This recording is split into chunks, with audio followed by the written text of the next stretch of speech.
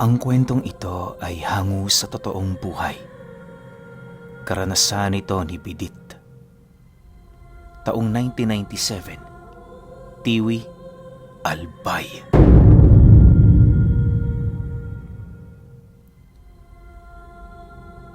Itong mga panahong ito, nagtatrabaho sa isang tindahan ng lumpia si Bidit. Minsan, siya ang pinagbabantay ng kanyang amo, gawa ng abalang-abala ito sa paggawa ng kanilang paninda. Sa loob ng 3 buwan niyang pananatili roon, naging maayos naman ang lahat. Ayon sa kanya, napakasarap ng tindang lumpia ng amo niyang yon na halos hindi ito inaabutan ng hapon. Alas 7 siya noon maglalako. Uuwi siya sa bahay nito ng alas 10 para kumuha ulit ng panibagong paninda. Sa loob ng buong maghapon, nakakatatlong balik siya sa bahay ng amo niyang yon. Partida, bawat lumpiang nililibot niya, nasa humigit kumulang 100 piraso. 3 balik yon, kaya bali 300 piraso ang kanyang naititinda. 3 silang naglalako, kaya halos 900 na pirasong lumpia ang nagagawa ng kanilang amo sa buong araw. Dahil sa malalayo ang pinupuntahan nilang mga lugar, kaya na may hindi maipagkakaila ni Bidit ang hirap ng kanilang ginagawa. Tsinatsaga niya na lamang ang trabahong yon sapagkat kung hindi siya gagalaw, wala siyang makakain. Naniniwala naman si Bidit na lahat ng trabahong gagawin mo sa mundong ito, paniguradong mahirap. Nasa sayo na lamang yan kung papaano mo yan pagagaanin. Sa bawat araw na dumaraan sa kanilang paglalako, may isang bagay lamang siyang napapansin sa amo niyang yon. Lahat ng lumpiang niluluto nito, animoy sakto sa 1,000. Hindi yun sumusobra, na parabang saktong-sakto lamang ang karneng binibili nito. Ang labis niya pa noong ipinagtataka ay kung bakit hindi bumibili ang kanyang amo ng karne sa merkadong naroon sa baryo nila. Palusot ng kanilang amo sa kanila, masyadong mahal ang mga karneng ibinibenta doon. Upang makatipid ayon sa amo nilang yon, naghahanap ito ng mga ngatay ng baboy na rektang naglalako ng karne sa merkado. Bago makarating ang karneng daladala nito sa merkado, dumaraan yun sa bahay ng amo ni Bidit para magbigay ng mga karne nitong ipinatabi. Sa araw lamang ng Martes at Huwebes nagdadala ng karne ang mga ngatay na yon, kaya na may naging palaisipan para sa kanila kung saan kinukuha ng amo nila ang karneng ginagawa nitong lumpia sa mga araw na hindi ito nagsasaod ng mga rekado. Dagdag pa ni Bidit na kapag sumapit na ang gabi ng kanilang pamamahinga, hindi na sila pinapahintulutan pa ng kanilang amo na tumungo sa kusina. Ayaw na ayaw kasi nitong may dumadaan-daan sa lugar na kanyang pinagtatrabahuhan, gawa ng para itong naiirita. Di naman makareklamo noon sila Bidit dahil unang-una, empleyado lamang sila. Isang hapon, pag-uwi niya sa bahay ng amo niyang yon, bigla niyang naramdaman ang paglakas ng init ng kanyang katawan. Aminado si Bidit noon na meron siyang sinat, lalo pat buong maghapon nakababad sila sa ulan. Walang patid kasi noon ang kanilang paglalako, maubos lamang ang mga lumpiang kanilang itinitinda. Kapag kasi hindi nila yun naubos sa buong maghapon, paniguradong ikakaltas ng kanilang amo ang natira sa kanilang sweldo. Ayaw naman nilang mangyari ang ganoong sitwasyon, kaya kahit masama ang kanilang pakiramdam, pinipilit pa rin nilang sumuong sa ulan. Para kay Bidit, mas mabuti na ang ganoong sistema ng kanilang amo upang masigurong hindi sila magtatamad-tamad sa trabaho. Sa pagsapit ng gabi, mas lalo pang tumindi ang kanyang sinat. Halos hindi na siya noon mapakali, gawa ng pakiramdam niya umiikot na ang kanyang paningin. Nagsimula na ding umapoy ang kanyang pakiramdam, indikasyon na hindi na biro ang sitwasyong kanyang pinagdaraanan. Dahil sa wala namang malapitan si Bidit sa kanyang hinihigaan, kung kaya't naglakas loob siyang tumayo para kumuha ng gamot.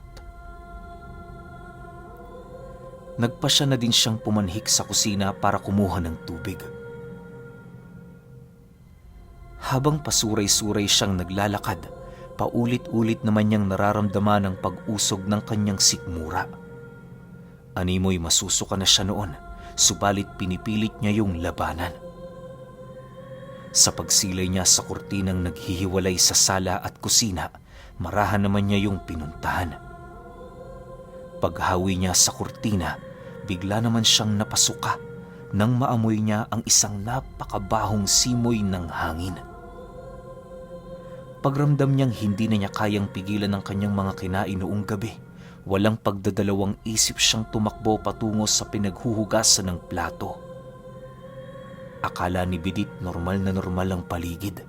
Subalit sa pagbaling niya ng kanyang paningin sa lababo, tumambad sa kanyang mga mata ang isang putol na kamay ng tao. Matapos niya yung masilayan, bigla naman siya noong napasigaw nang makaramdam siya ng napakalamig na kamay sa kanyang balikat. "Anong ginagawa mo rito? Hindi ba't kabilin-bilinan ko? Wag na wag kayong pupunta sa kusina tuwing gabi." Iritableng wika ng kanyang amo. Nang marinig niya ang sinabi nito, agad naman niyang itinuro ang nakita niyang putol na kamay ng tao. Subalit sa pagbalik niya ng kanyang paningin sa lababo, wala siyang ibang nakita kundi ang putol na paa ng baboy.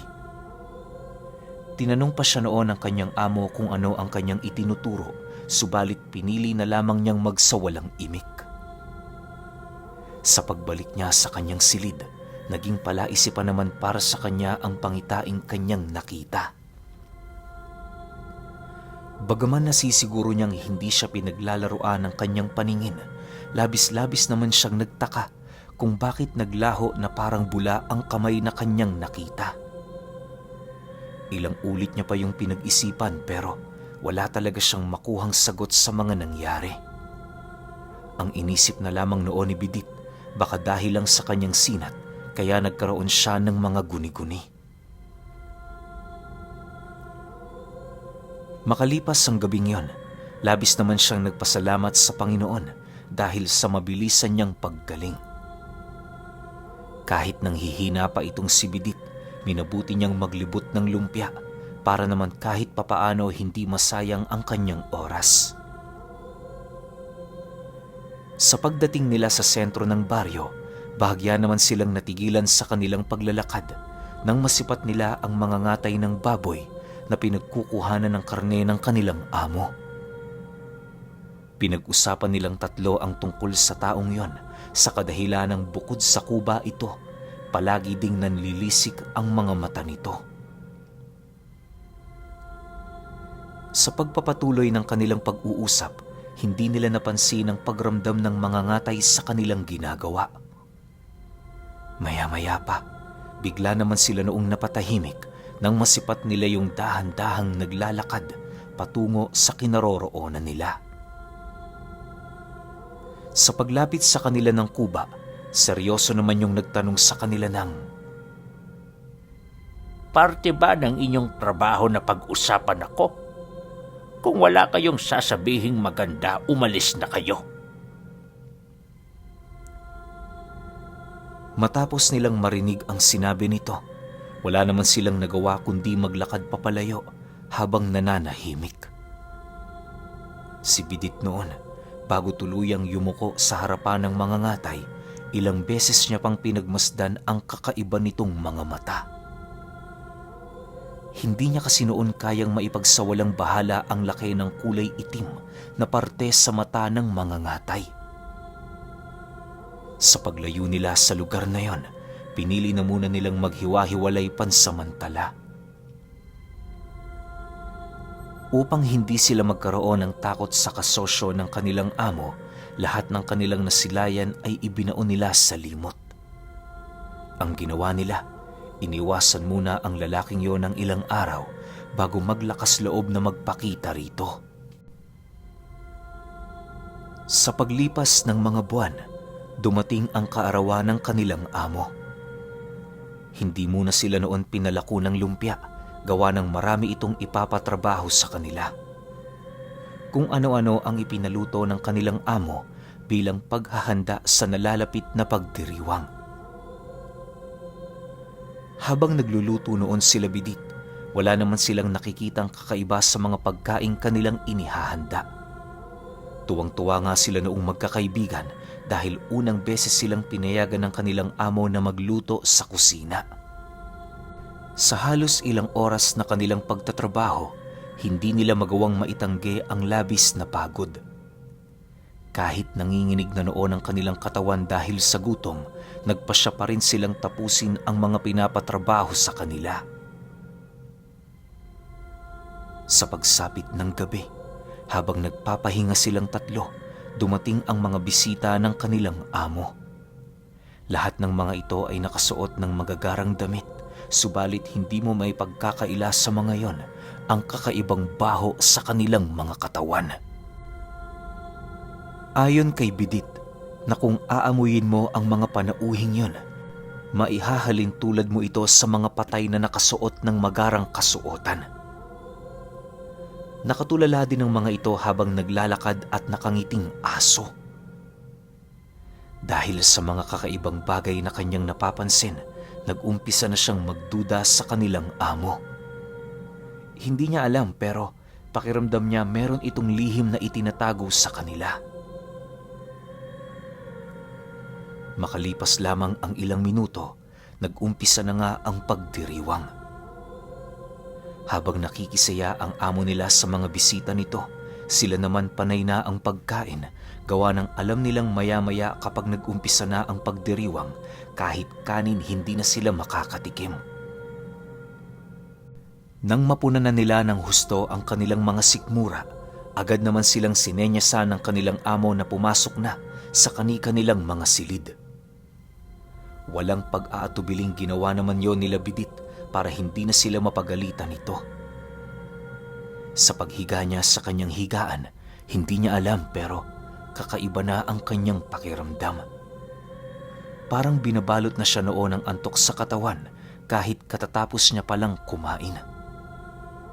May mga kakaibang tinig na din siyang naririnig na paulit-ulit na nagsasabi sa kanya na matulog na. Subalit dahil sa ingay ng mga taong nasa labas ng kanilang silid, kung kaya't hindi umepekto ang puyat sa kanyang isip. Sa paglalim ng gabi, walang ibang ginawa si Bidit kundi ang makiramdam sa paligid. Kampante naman siya doon kahit papaano, gawa ng wala naman siyang nakikitang kakaiba sa mga bisita ng kanyang amo. Sa pagtungtong ng 11:00 ng gabi, dahan-dahan nang nagbago ang ihip ng hangin. Pagkarinig niya ng isang babaeng sumigaw sa sala ng bahay, bigla namang tumahimik ang mga nagsisiyahang bisita na nandoon.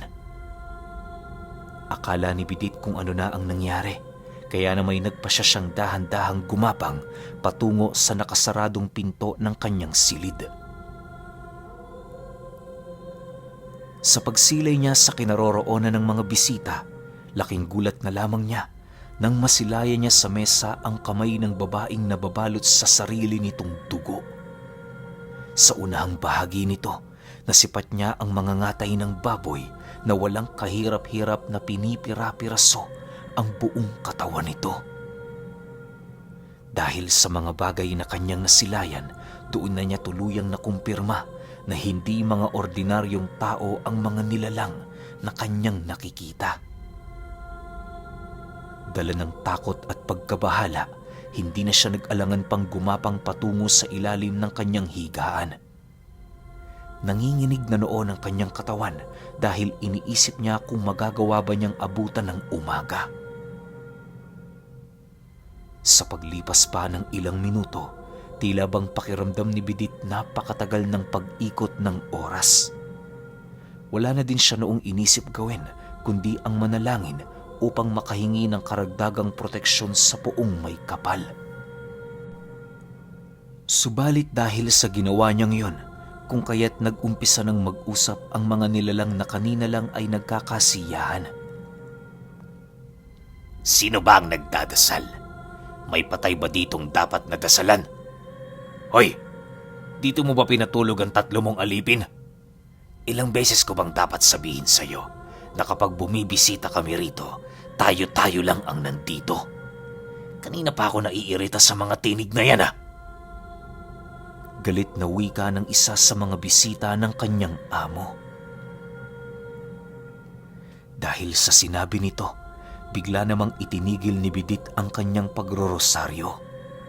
Sa isang iglap, nakaramdam siya ng labis na takot sa kanyang katawan sa kadahilan ng aminado siyang nagawa na siyang maramdaman ng mga nilalang. Maya-maya pa, nanlaki naman ang kanyang mga mata nang marinig niya ang 2 niyang kasama na bigla na lamang sumigaw sa mga silid nito. Nasisiguro niyang natutulog na ang mga taong yon, kaya na may hindi nito inaasahan ang pagpasok sa kanilang silid ng mga nilalang. Halos inabot lang din ng ilang minuto ang pagsisigaw ng mga kasama niyang yon bago tuluyang bumalik sa katahimikan ang kani-kanilang mga silid. Matapos ang mga pangyayari, nakarinig siya ng mga yapak sa sahig ng mga nilalang na papasok na sa kanyang silid. Alam niyang patungo yun sa kanya, gawa ng habang papalapit ang mga ito, mas lalo niyang nararamdaman ang bigat ng mga paa ng mga panauhing yon. Makalipas pa ang ilang minuto, nakarinig siya ng napakalalim na paghinga sa itaas na bahagi ng higaan niya. Sinabayan din yon ng mga mahihinang pag-ungol na hindi naman naglaon dahan-dahang tumahimik. Pagsilay ni Bidit sa paa ng mga nilalang, doon niya nakita ang talas ng mga kuko nito. Napakabaho din ng kanilang mga paa na animoy ilang siglo nang hindi nahuhugasan. Kahit nais niya noong sumigaw, pinilit niya pa ring pigilan ang kanyang sarili. Alam niya noong kapag natukoy ng mga nilalang ang kanyang kinaroroonan, maaaring matulad siya sa mga nangyari sa kanyang kaibigan.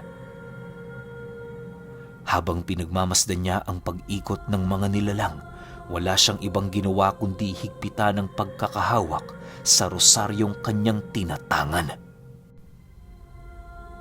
Sa pagpapatuloy ng pangyayaring yon, narinig ni Bidit ang isa sa mga ito na nakikipag-usap sa kasama nitong naroon din sa kanyang kwarto. Ayon sa nilalang na nagsasalita, kailangan nilang hanapin ang alipin ng kaibigan nila gawa ng labis itong ikakagalit ng kanilang pinuno. Nalaman din niya sa mga panauhing yon na kasalukuyan na din palang kinakatay ang 2 niyang kaibigan. Kahit labag man sa kanyang sarili ang mga nangyayari, wala siyang magagawa kundi ang magtago. Alam niyang hindi niya kayang kalabanin ang mga nilalang na yon, lalo pat kumakain ito ng mga tao. Unti-unti na ding napagtanto ni Bidit na maaaring isang aswang ang kanyang among pinagsisilbihan. Wala na kasi siyang alam na mga nilalang na kumakain ng mga karne ng tao. Kahit mahirap man yung paniwalaan, para sa kanya, yun lamang ang nag-iisang sagot sa kanyang mga katanungan. Sa paglipas pa ng ilang minuto, papalakas ng papalakas ang pagtadtad ng mga ngatay sa mga karning naroon sa sala. Si Bidit noon, mabaliw-baliw na dahil pakiramdam niya ilang oras na ang lumipas. Ang mga panauhing nasa loob ng kanyang silid ay hindi pa rin umaalis na siyang naging sanhi upang bumalot ang kakaibang amoy sa lugar. Bagaman uusog na noon ang kanyang sikmura, pinipilit niya pa rin yung labanan.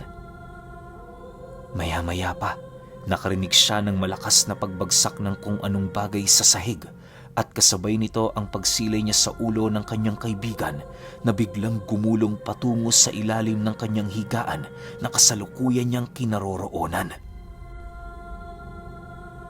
Paglapit ng ulong yun sa kanya, agad naman niya yung pinagulong papalayo habang nananatiling tahimik. Yun na lamang ang naisip niyang paraan upang hindi siya matuklasan ng mga nilalang.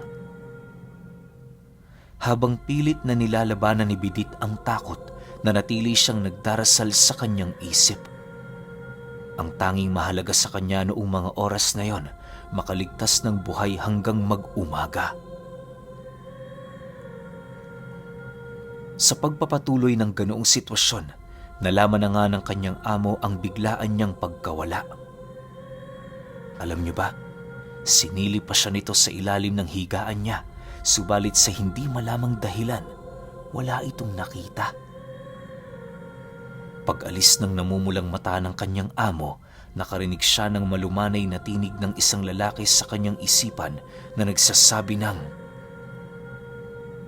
"Kahit anong mangyari, wag na wag mong bibitawan ang rosaryong yan. Sa sitwasyon mo ngayon, yan lang ang makakatulong sa'yo." Matapos itong marinig ni Bidit, mas lalo pa niyang hinigpitan ang kanyang pagkakahawak sa rosaryong yon. Kahit isang segundo, hindi niya inialis ang pagkakalapat ng kanyang palad sa rosaryo at halos bumao na nga ito sa kanyang balat, pero pinipilit niya pa ring higpitan ang kanyang pagkakahawak. Sa paglipas pa ng oras, halos mabaliw-baliw na itong si Bidit dahil sa mga nangyayari. Ang mga pagpaparamdam sa paligid ay mas lalo pang lumalakas na para bang wala itong balak na humupa.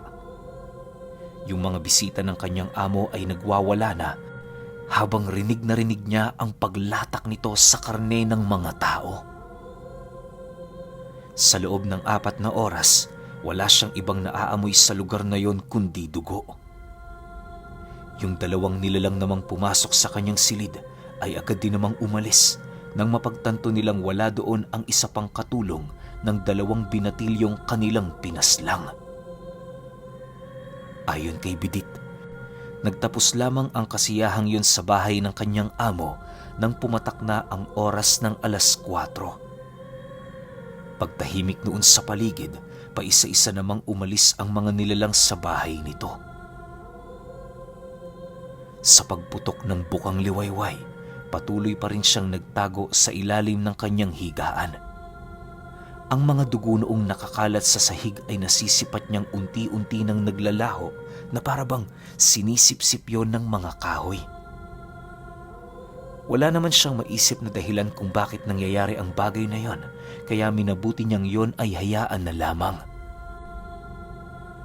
Pagtungtong ng 7:00 ng umaga, doon pa lamang siya naglakas loob na umalis sa ilalim ng kanyang higaan. Dali-dali niya noong isinilid sa isang supot ang kanyang mga gamit at kasabay nito ang mabilisan niyang pagtakbo patungo sa entradang pinto.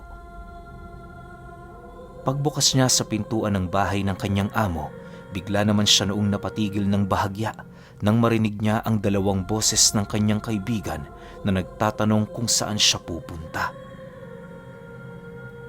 Pagsilay niya sa mga ito, kitang-kita niyang nakangiti yun sa kanya habang nananatiling tulala. Alam ni Bidit na hindi na yon ang mga taong kanyang kilala, gawa ng pakiramdam niya, paglalaro na lamang yon ng kanyang amo sa kanya. "Bidit, ba't ka alis nang hindi nagpapaalam? Sabihin mo, may nagawa ba akong mali sa'yo? Nagkulang ba ako sa sweldo? Sa pagkain? Pwede pa ba natin tong pag-usapan?" Tanong ng kanyang amo. Dahil sa sinabi nito, harapan naman niya yung tiningnan, sabay wika ng, "Akala mo ba nagtatago lang ako buong magdamag? Lahat ng ginawa niyo rito, saksing buhay ako. Hindi mo mabibilog ang ulo ko, aswang. Isa kang aswang. Pinatay mo mga kaibigan ko." Matapos niyang makapagsalita, buong lakas naman niyang hinawi ang pinto at mabilisang tumakbo papalayo. Kahit pinagtitinginan na siya noon ng kanilang mga kapitbahay, ni minsan hindi na niya pinili pang ibaling ang tingin sa tahanang minsan niyang pinagsilbihan. Pakiramdam noon ni Bidit, nakalaya ang kanyang sarili sa hawla at mga kadenang matagal na panahon nang nakatali sa katawan niya. Hindi niya alam pero habang tumatakbo siya panayang pagtulo ng kanyang luha dahil sa kasiyahang dulot ng kanyang pagtakas at sa kalungkutang dulot naman ng pagkamatay ng dalawa niyang kaibigan. Alam niyang mahirap mag-umpisa ulit pero kinakailangan niyang maging matatag alang-alang sa kanyang sarili. Wala na din naman siyang mababalik ang pamilya, kaya na may lahat ng mga bagay na mangyayari sa kanya, wala siyang ibang sisisihin kundi ang sarili niya. Sa paglipas ng panahon, nagpaikot-ikot itong si Bidit sa karatig lugar hanggang sa merong tumanggap sa kanya. Taliwas sa dati niyang amo, ang napasukan niya noon ay alagad ng simbahan. Ipinagpatuloy niya ang kanyang buhay roon hanggang sa nagkaroon na siya ng kanyang sariling pamilya. Pero alam niyo ba na kahit malaki na ang mga anak nitong si Bidit, palagi pa rin nilang bukang bibig ang naging karanasan ng kanilang tatay noong minsan itong naging manlalako ng lumpia.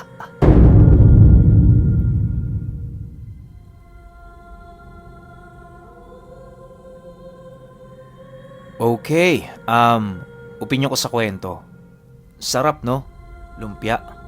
Kaso nga lang parang hindi siya lumpia eh. Kasi kung mapapansin ninyo, hinahaluan ng karne ng baboy. Hindi ba parang mas siya? Shanghai? O kasi tayo dito sa Pilipinas, alam ko, bawat lugar iba-iba yan ang tawag eh.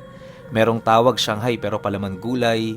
Pero ang pagkakaalam ko kasing lumpia, toge lang yan. Kung meron man yung hibi ba yun, yung maliit na hipon. Yun lang yung alam ko niyan eh. Tsaka isasawsaw sa suka, yun lang yun.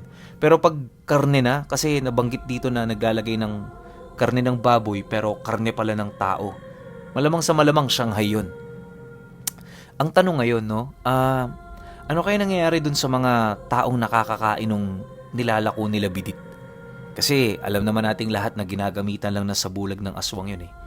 Ano pa rin yun? Karne pa rin yun ng tao. 'Di ba? Tsaka yung nangyari kay Bidit, yung experience niya na yun, grabe, sobrang nakakatakot yun. Ang swerte niya lang dahil siguro yung rosaryo na yun, may dasal yun, no? O may basbas ng simbahan. Kasi hindi naman basta-basta gagana yung ordinaryong rosaryo kapag nasa ganun kang sitwasyon.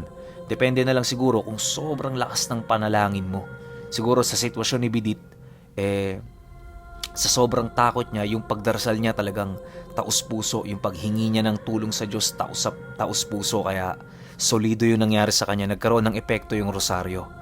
Sayang lang, no? Kasi pwede rin gawing series to eh, di ba? Yung kwento niya tungkol sa rosaryo, kung paano niya nakuha, tapos yung gabay ng rosaryo, tinuruan siya para maging ganito o kung ano man.